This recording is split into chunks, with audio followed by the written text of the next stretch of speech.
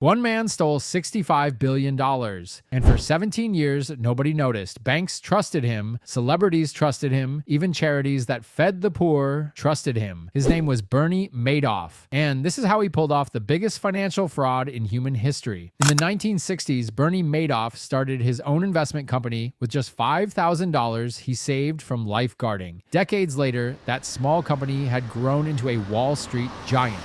Madoff didn't just run an investment firm, he became chairman of NASDAQ, one of the most powerful stock exchanges on earth. People didn't just invest with him, they begged to be let in. Being a Madoff client became a status symbol among the rich and famous. His secret, steady returns, year after year, rain or shine, about 10 to 12%. No matter what the market did, real markets go up and down. Madoff's numbers never did. That should have been the first red flag, but almost nobody asked questions. Why would you question a man everyone else trusted?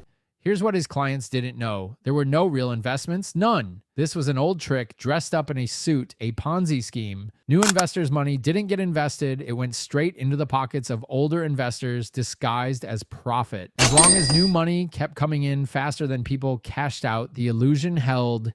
It's the financial version of a house of cards. And Madoff kept building it higher for almost 2 decades.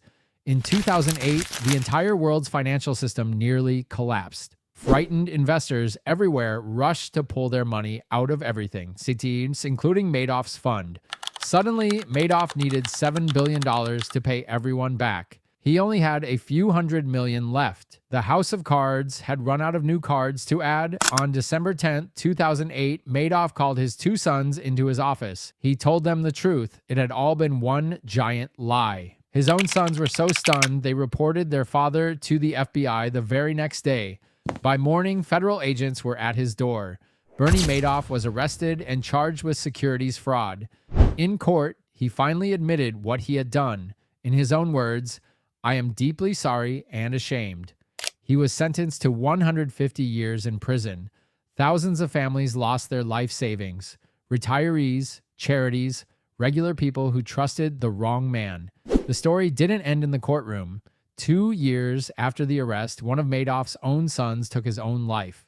The lie hadn't just stolen money, it had destroyed his own family. So how did one man fool banks, billionaires, and regulators for 17 straight years?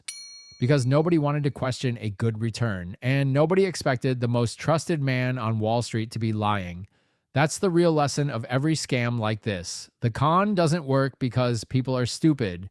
It works because people trust. If you enjoyed this story, subscribe, because next time we're telling you about a scam that might be closer to home than you think.